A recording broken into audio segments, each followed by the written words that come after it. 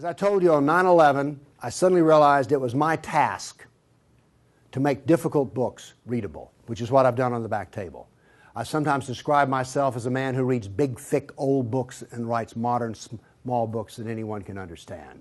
And actually, I rather enjoy it. I don't surf the web. People are disappointed when they run into me sometime and some other counter-jihadist, they go, "Have you seen my website?" No. I don't even go to my own website. I have very little interest in the web except for Craigslist and Yahoo headlines and Drudge. That's it. So I like reading big, thick, old books. I really do. But I thought when I got my books written, in which the Quran was easy to understand, here's Muhammad, easy to understand, all these books on Sharia and everything were easy to understand, I thought, we win. No, we don't even have game. Because what I discovered was, other than a minority view, and trust me, you are so minor, everyone else's reaction to the knowledge, to the answer to question, what is the true nature of Islam, react in fear, hatred, and anger. When I try to explain to people something about Islam, they're terrified. So I thought people would run when I got my books published, and indeed they did run away from me. So I thought there was just one great question. What is the true nature of Islam? But I found there was a second question more important. Why are we afraid to know Islam? Now, remember I told you about stories? Here's the thing. My books are factual. They work here. But in dealing with human beings, if you're going to make a sale, any salesman will tell you this, the facts are secondary to the feelings. And where you get feelings is from stories, amongst other places. And I began to think about, why is everyone so afraid even though they don't know anything? Well, it turns out they do know little figments of stories about Islam that involve violence. And the knowledge that they were into the slave trade does not come as a shock, really. So, remember I told you that the house of Sufism was like a palace with a smell coming up from the basement? Everyone smelled that smell. They just don't want to talk about it. But it's somewhere deep in the back, almost primordial mind. So, the problem is we don't know the history of Islam. We don't know the answer to this question. This is the world of Islam. How did it happen? You can ask very intelligent people, and they will not be able to give you the answer to this question. How did North Africa go from being European and Christian to becoming Arab and Muslim? How did that happen? And is that an important question? How did the Middle East go from being Christian to Muslim? And is that an important question? I think it's an overwhelmingly important question. All right. Now, to understand how that Islamic world came about, we're going to have to go about and see how Islam entered our world. Now, to do that, Islam entered the world of the Byzantine Empire. We know that in the Sira, Muhammad's life, his last days were spent killing Christians and subjugating them. After he died, that process continued. So, let's describe the world that Islam invaded. Now, we're told that the Roman Empire collapsed when the German barbarians invaded Rome. Y'all heard that story? Well, that's false. That is not true. It is wrong. What happened was, after the German barbarian tribes invaded Rome, they set up their own version of the Roman Empire. They retained classical culture. They spoke Roman. They hired Roman philosophers and Roman attorneys to teach their children and to run their schools. They came into the Roman Empire not to destroy the empire, but just to get the goods for themselves. The eastern part of the empire, so-called Byzantine Empire, is over here. Now, this is after the German invasion. The important point is this: there was still a classical empire. It's not collapsed. Then, after the fall of Rome, the Byzantines gradually exerted their political influence till now this was the new form of the Roman Empire. This is the Byzantine Empire, and it is about to be invaded. This is the classical world that Islam invaded. Notice that the classical world is still up and running. It's critical to remember that. It was now weak, but it was still up and running. We're going to see what caused its collapse. Here we see in 25 years, 3 stages of development of the spread of Islam. This is 25 years' work. How is it that the Arabs were able to do to the Byzantine Empire what the Persians could not do in Iran? Here's the answer to that question. It has to do with Iran, actually. The Greeks and the Persians had been having wars since forever. All right? The 300 at Thermopylae, that was about the Persians. All right? Alexander the Great, he defeated the Persians. The Persians kept hammering on the Romans and then the Byzantines, and 25 years before Islam invaded, there was one massive last series of battles that left Persia weak and the Byzantine Empire very weak. Then comes along the Black Plague. 1 person in 3 dies. So the Byzantine Empire, when Islam invaded, had been weakened by a long war with Persia and the loss of 1/3 of its population. The economy had collapsed by 2/3. You think the Obama economy is bad? Try 2/3. So we had an empire that was weak, invaded by people with a mission. Now what's important here is these 3 different shades of green represent the different caliphs. This empire is beginning to build here came from people who could be described as the apostles of Muhammad. Why is it important to know that? They knew Muhammad. They held his hand. One of them, Ali, married his daughter. Abu Bakr was his father-in-law. These people are not just brothers in the religious sense, they're brothers in the family sense. They knew Muhammad like I know my wife. And what did they do? Did they go out preaching the Quran? No, they didn't. They picked up their swords, got on their camels and horses, and went out whacking Christians and Persians. That is, this is the true nature of Islam. Here you see it. This is the fruit on the tree. Massive destruction. Now notice something else that's happened here. Egypt is the breadbasket of the Mediterranean. Syria, the heart of the intellectual world of the classical empire. In 25 years, the classical civilization lost its ability to feed itself and lost its biggest brain trust. This destroys classical Christianity. Christianity that we have today is a bloody stump of the original Christianity. Why? This destroyed the heart of it, transformed it. The first stage of the annihilation of classical empire, gone. The heart of it's gone. Okay. A century later, notice over here in Spain, 750 AD, Spain is already Muslim. This is rapid fire conquest. This is going to become very important because this happened as it were in the life of a nation overnight. This brutal assault is the key as to why we fear Islam. Now then, you're next going to see history that you've not heard before. I'm not a historian, but I am a scientist. And I can reason from data.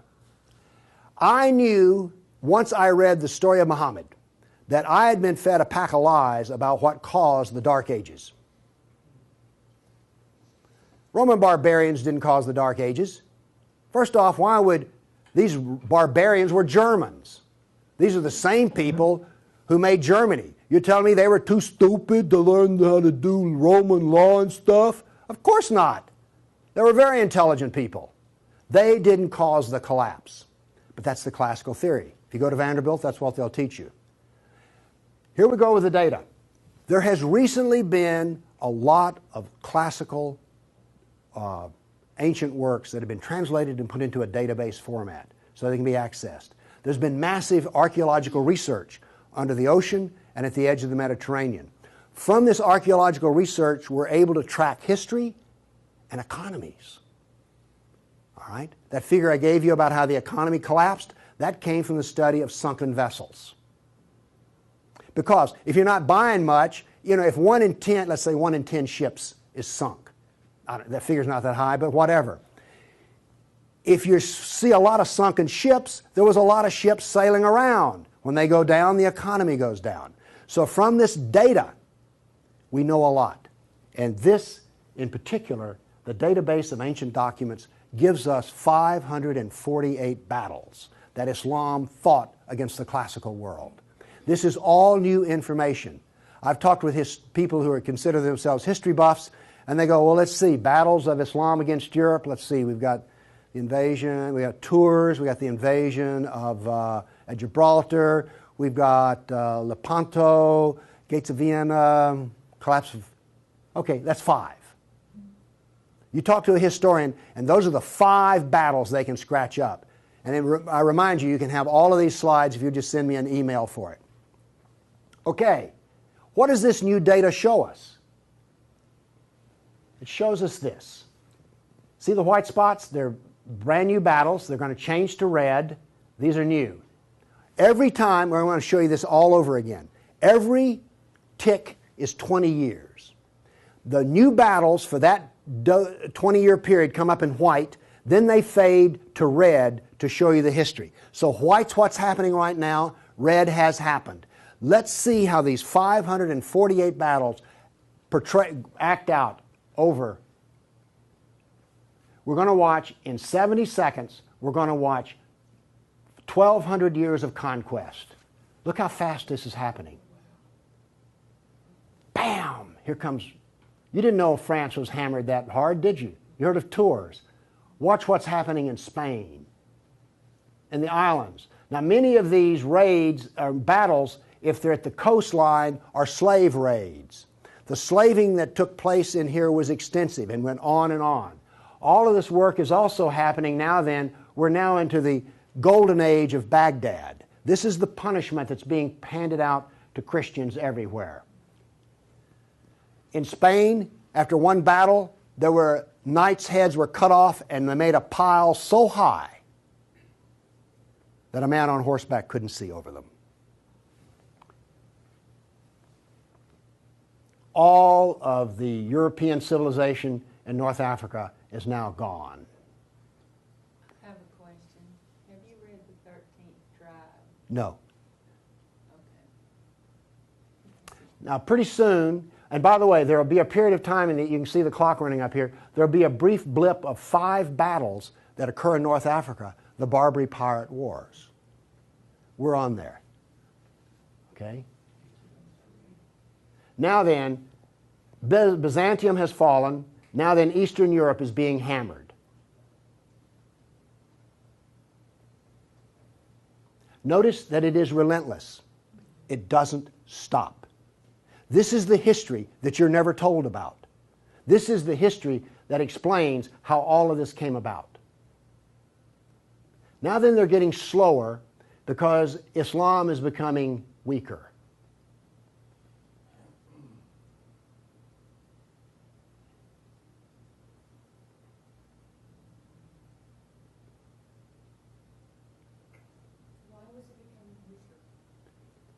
Corruption.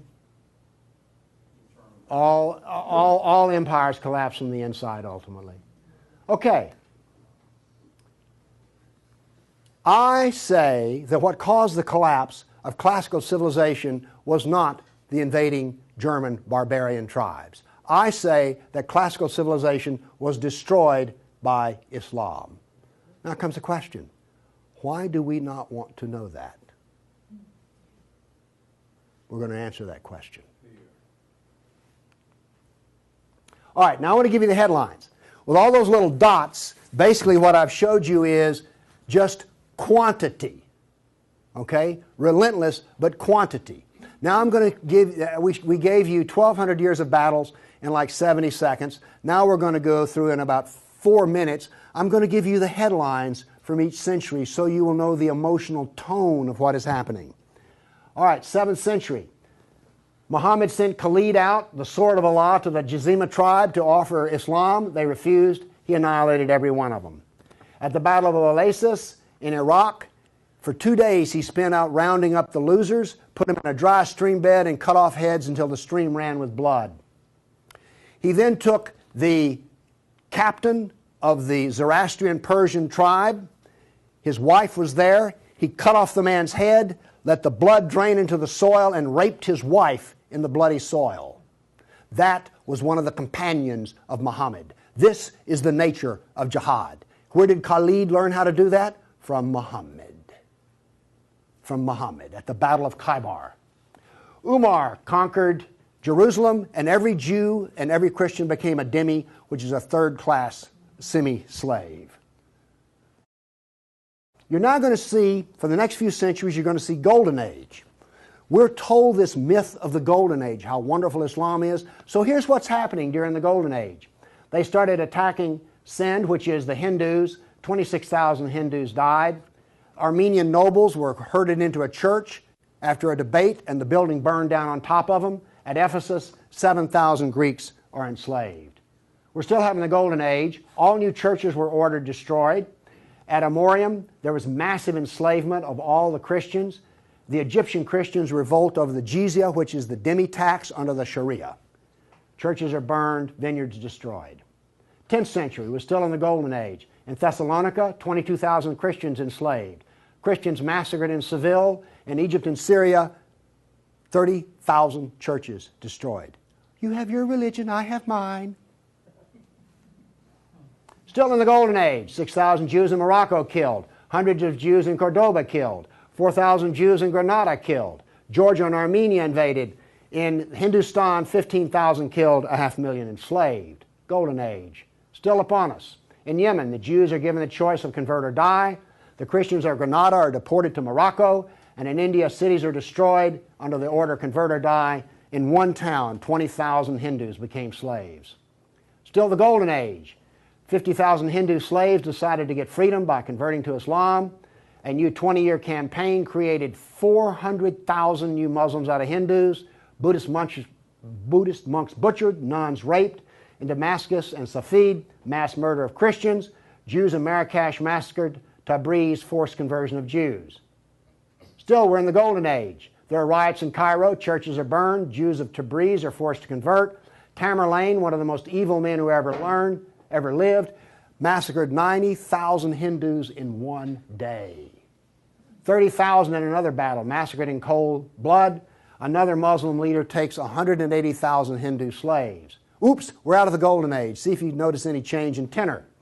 Tamerlane destroys 700 villages in India. Now then comes He then turned to Iraq and annihilated the Nestorian and Jacobite Christians. The Nestorian Christians, half of the Silk Route in China was Nestorian Christian. The Nestorian Christians had emissaries and missionaries in the court of China. Afghanistan was partly Christian. All right? Gone. This is part of the destruction of the church that no one knows about. 700 years of attack, they finally destroy Constantinople. 16th century, the son of Tamerlane destroys temples, forced conversions. Two of his generals built 2 towers of human heads. Once again, you couldn't see over them. And then noble women, Hindu women, started the practice of sati, which was mass suicide in order not to be sex slaves inside of the Sultan's harem. 17th century, Jews of Yemen and Persia forced to convert, forced conversions of Greeks. The Zoroastrians are persecuted in Persia, and over 500,000 killed Hindus. 18th century, more Zoroastrian persecution, Jews of Jeddah expelled, Jews of Morocco massacred, Hindu persecution continues. 19th century, more forced conversion of Jews, Jews of Baghdad massacred. Oops, 250,000 Armenian Christians slaughtered in Turkey. Now then, in Persia, the Zoroastrians are completely annihilated. 20th century, over 1 million Armenian Christians killed.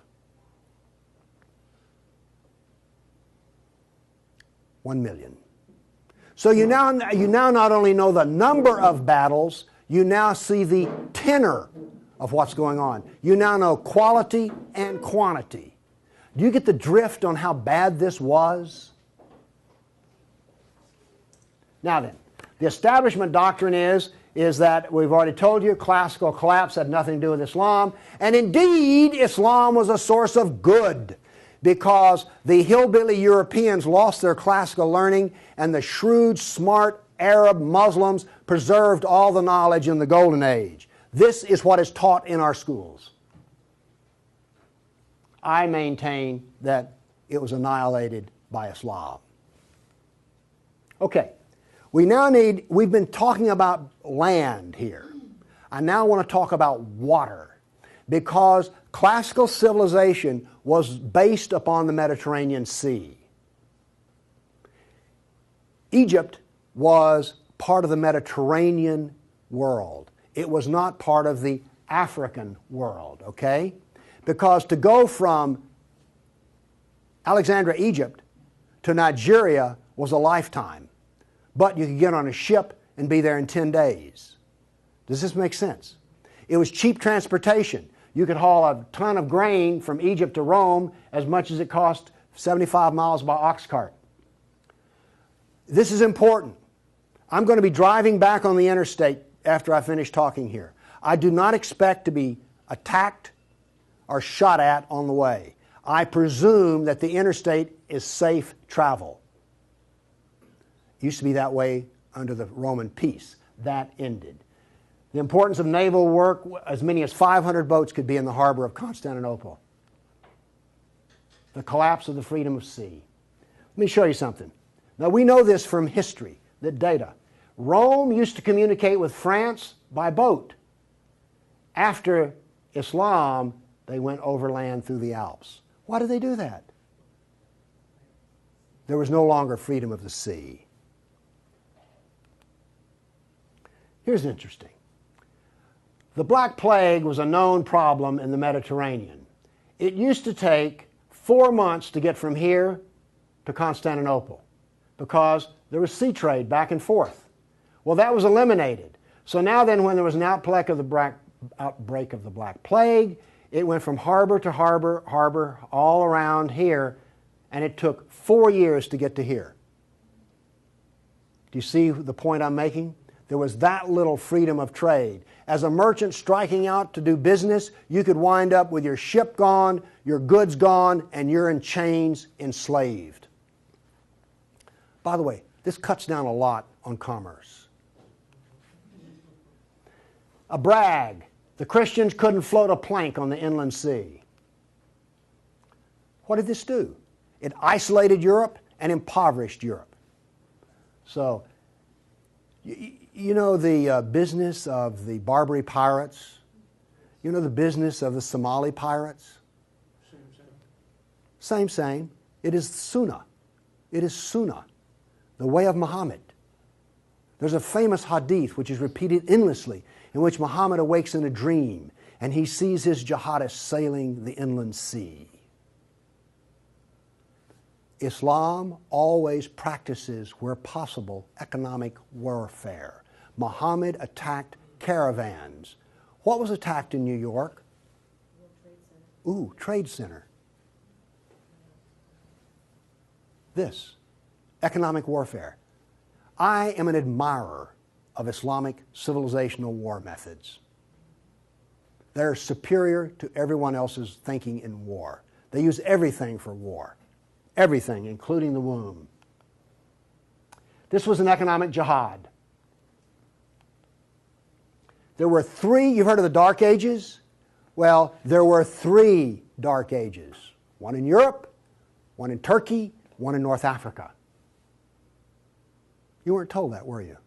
Wonder why. Here we see some ruins. What's the importance of these ruins? Well, they're up and standing. What happened to all the ruins in Rome? Well, the people who were still living there used them as quarries. They harvested them. The Colosseum remained simply because it was so big. What does this tell us here? If all this stone is still stacked up, there were no people. The invasion of North Africa was so brutal and so fast that it actually left in the harbor a layer of silt. Here's how that happened. North Africa used to be farmland, irrigated farmland. The Romans, clever men that they were, put along the roads in North Africa olive trees for shade and for keeping the road fixed for free. Because what would happen is you would bid on buying a lease on a stretch of Roman road in North Africa. You maintain the olive trees and the road, and you got to keep the olives. So the Romans got money from selling the lease, and then they got the road fixed for free, and somebody has a business making money. Is this clever or what?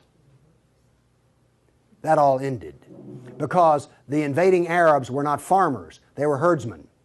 The people there were Christian, and so therefore when the average Arab family would own 50 goats.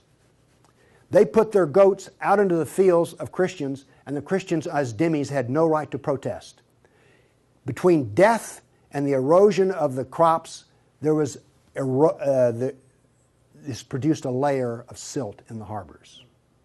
So that's how brutal, hard, and fast came about this collapse of economy in North Africa. What was left for a European economy? Furs, lumber, swords, and slaves. We're now really getting to one of the points where we don't want to know this history. Anybody here all real proud about how some of your ancestors were taken off a coast in Italy and then put into a harem in North Africa? And now you have children from that who are distant relations. You see, you may have distant relations in the Arab world you don't know about because 1 million Christians were sold into slavery. And by the way, the Venetians helped to do that. And another embarrassing piece of news is this. The Jews were very big in the trans-Mediterranean slave trade. Nobody comes out of this looking good.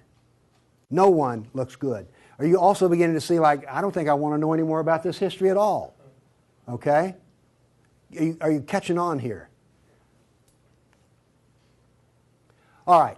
Now, the other thing we're told that's so bad about Christianity and so pitiful about those poor Muslims are the Crusades.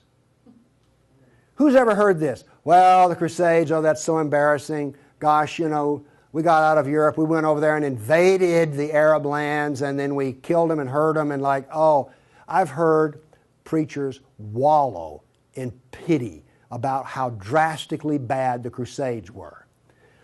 All right, first off, Islam, remember, destroyed 30,000 churches. The Jews and Christians were dhimmis. There was infinite number of brutality against Christians. Christians were fleeing the Middle East, and the Byzantine emperor appealed to the Pope, help us, please. Now this was a big thing to do because the Byzantine emperor and the Pope did not get along at all. But these were desperate people. And what did the Pope look out and see? This is the world that he saw in 1100, the time of the First Crusade. Well, let's see, this much of Spain is Muslim, and we're getting our behind kicked on a regular basis. Oh, well, this Christianity's gone. Oops, this Christianity's gone. And look at all the battles in the non-Christian, in the areas that are still Christian. Do you see the geopolitical problem that the Pope was facing here? This was not just some, we'll saddle up, get on our horses, and go steal from them Arabs, which is what you're told. This is the political picture. But now then, let's do this. Let's look at a battle map for the Crusades. Let's be fair. I showed you the jihad map. Now here comes the Crusade battle map.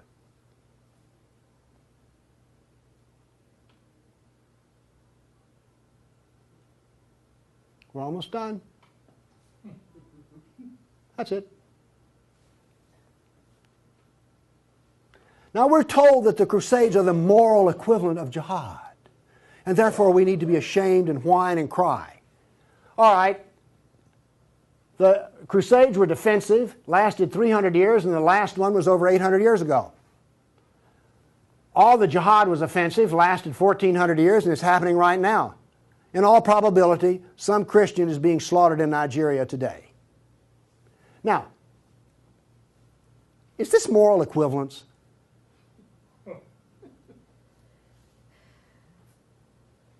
Why won't they teach this in a church school? So the ministers will stop, oh, the Crusades were just so terrible. No, the Crusades were one of the few times the church put steel in its spine. And then we apologize for it. Now then, let's go to the great benefits of Islam. We're told about two different golden ages. We're told about Andalus, the wonderful empire in Spain, in which there was multicultural peace, and Jew and Christian and Muslim all lived together in a golden age in Europe. You ever heard that? Well, here we go. This is the battle map of the golden age in Andalus. Now, while all this is going on, orders for slaves are being filled. The first slave order out of Spain was the Caliph ordered up 3,000 blonde virgins. They were shipped out of Spain. Battles are going on in which Christian knights die. But notice something here. The Christians won't quit fighting. This is going to take 700 years, and there's going to be nearly 150 battles fought. Where was this caliph located? There was more than one caliph at the time. This was a caliph in North Africa. Okay. Now then, looking at this, do you understand why when Isabel and Ferdinand were finally in full power, they told every Muslim in Spain to get out of here? They drove everyone out. Okay. My question for you is this. Was Andalus a multicultural golden age or a reign of terror? I claim it was a reign of terror, and it was not a golden age at all. And yes, there were a few people who had it good. The elites had it good. There were some rich Jews and rich Christians that had it good. Also, otherwise, there was constant war, slavery, and Christians had to wear robes so you could tell a Christian from a block away. And a Christian couldn't carry a sword, and they paid special taxes. And then we come to the question, why are we told this story? Now we have the Baghdad Golden Age. Here we go. This is all the battles that are fought during the period of the Golden Age in Baghdad. Now, not only are they as busy as they can be killing Christians, but they're also busy establishing the Sharia doctrine. They're also busy establishing the Hadith doctrine. And they're also busy in doing things like slave trading. You know all those exotic pictures you've seen of the harem? They're sort of pre-Playboy sexy, beautiful women in gauzy outfits. All of those women were Christians. Less romantic sounding, isn't it? The other thing that's happening in Baghdad is this. A new philosophy is being generated in which there is no cause and no effect. This turns out to paralyze the mind. Okay, those were all the battles that were fought during the mythical Golden Age. Okay, during the Golden Age, Christians and Jews were dhimmis, Christians were sex slaves. Here's one that gets me. During this Baghdad Golden Age, they evolved a philosophy in which there were no laws of nature and there was no cause and effect. I'm a scientist. We work off of two laws, the law of contradiction, does the data contradict the data, and the law of cause and effect. I've just explained to you why, out of their Golden Age, why you don't find Muslims getting Nobel Prizes in science. You cannot be a scientist and not believe in cause and effect. You just can't. Won't work. Now then, the Christians did all of the vaunted translation of the Golden Age text, and get this. We're told that this was such a great peak of learning, they destroyed 90% of the books. And we're told that the remaining 10% they preserved is like, oh, this was the Golden Age. Oh, we live in eternal gratitude to the Muslims. If they had come along, we'd have had 100% of them. Presented with a library in India, the largest library in the world was a Buddhist library in Nalanda. They came to him and reported the existence after they had conquered, and they said, what shall we do with the library? The order from the general was this: if it contains any information that is in the Quran, we already have it, burn it. And if it contains any information that is not in the Quran, it is false, burn it. The same was done with most all of the libraries. And why are we told this was some wonderful golden age that preserved knowledge for us? Ottoman Empire, 1683. The reason I have this up here, Islam in Europe. That's the world today. I've now explained to you how this world came about. It came about through relentless, brutal persecution of everyone who was not a Muslim. Now then, let's change to modern times. All of that work stops in 1922. This works off a database of 19,000 jihad attacks since 9/11. There are things like this. I know the date, the country, the city, how many are killed, how many injured, and a description. Now, when you present a guy like me with 19,000 pieces of data, I start asking questions. How do we make this make sense? So let's make it make sense. By the way, you did hear all about these 19,000 attacks in the Tennessean and the local newspaper, didn't you? You did hear about this. It was on the nightly news. We heard about Fort Hood. Oh, the workplace incident. Oh, yeah, I got that. All right. Anyway, moving along here. This, by the way, is where all these took place. I just think that's interesting. And you'll notice something. This is the Islamic world, and it all centers around it. But notice how much is happening in Europe. Okay. I take the data and I parse it and I divide it. I use Islamic doctrine to analyze this data. What does Islam insist on? Well, in my first lecture, I told you they're fixated on the kafir, right? So I use the kafir to analyze this data from an Islamic standpoint. See, I'm the ultimate multiculturalist. No, really. I'm the only person you've ever met who analyzes Islam on the basis of Islam. Here we go. Here we have, in the last 10 years, the total number of attacks. In the green, we have Muslim on Muslim violence. You mean a Muslim will kill a Muslim? Really?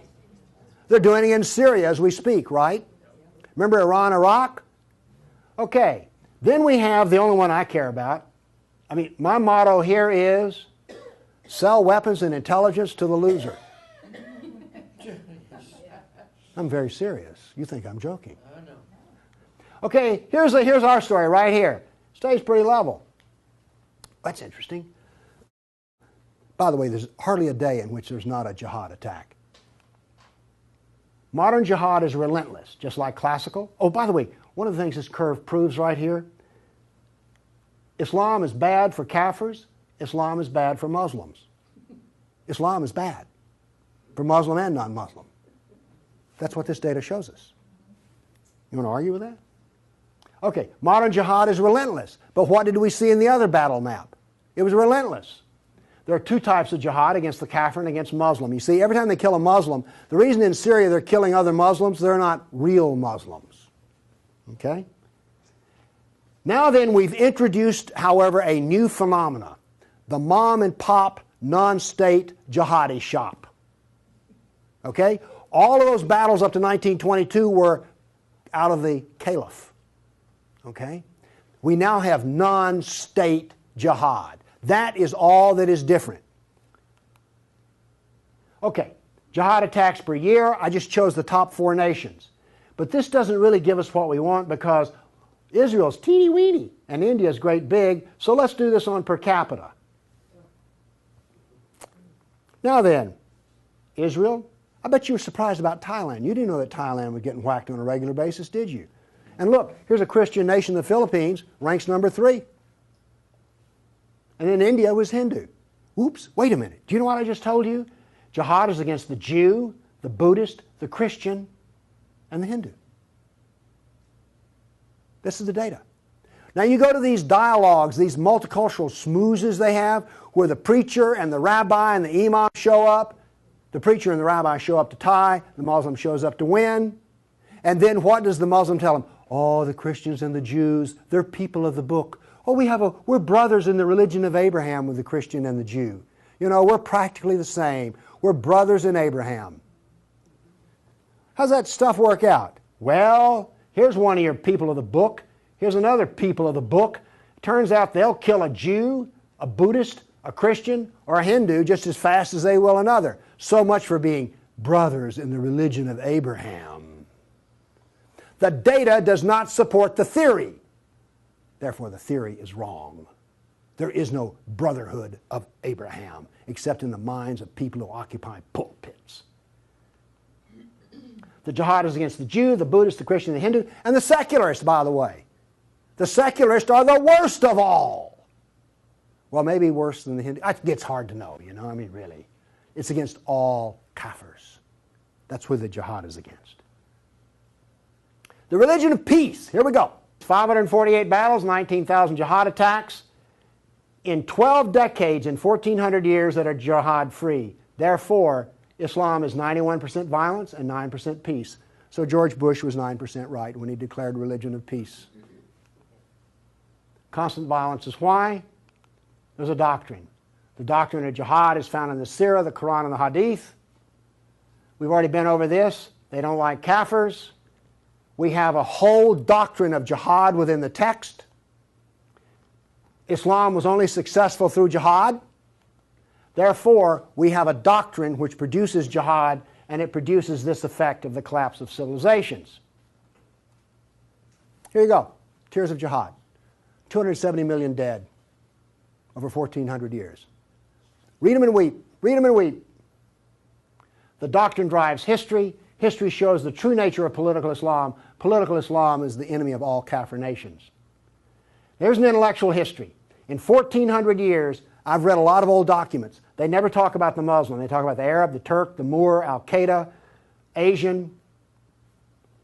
And it's always been by specialists. And today, all the established specialists are apologists for Islam. Why was the Quran code not cracked recently? How come we don't teach Muhammad? And why is the Golden Age propaganda taught? Why do we remain ignorant and keep suffering? I maintain there's a reason for this. I maintain that this constant brutality over the centuries has produced in the Western mind the equivalent of the abused dog, the beaten wife, and the raped child. We do not think correctly. Everybody's seen the beaten dog that when you approach it? That is the Western mind. We deny the attacks. How much jihad is ever reported? The churches will not even admit that a Christian suffers anywhere. Fear. Muhammad used fear. Any public critic of Islam has a certain fear element there. Guilt. Oh, we haven't treated Islam right. If we treated him better, everything would be good. We don't teach the history. We humiliated. Who here is going to go home and brag about how your ancestors were slaves, how your history was annihilated, and that all we teach is the lie of the Golden Age? Have you not noticed since 9/11 how bitter and angry politics has gotten? The reason is we're not allowed to get angry at the enemy, so we get cranky with each other. We're powerless. Anybody want to debate about this? The abuser. Muslims will not admit they sold a single slave or ever killed a person. They're arrogant and self-confident. Islam is perfect. Word Islam means submit. They expect submission out of us, and they get it. Islam is the victim. After 9/11, I heard this. The real victims of 9/11 were the Muslims. You've heard that anywhere? After 1,400 years of jihad, brutality, enslavement, theft, deception, rape, annihilation, and insults, the Kafir mind has become identical to that of an abused victim. Our only solution is to face our history and welcome it and embrace it. This is exactly the way we will heal our nation, is the way we heal a person who's been brutalized. You have to go back to the original event. And this is why we are afraid. Thank you.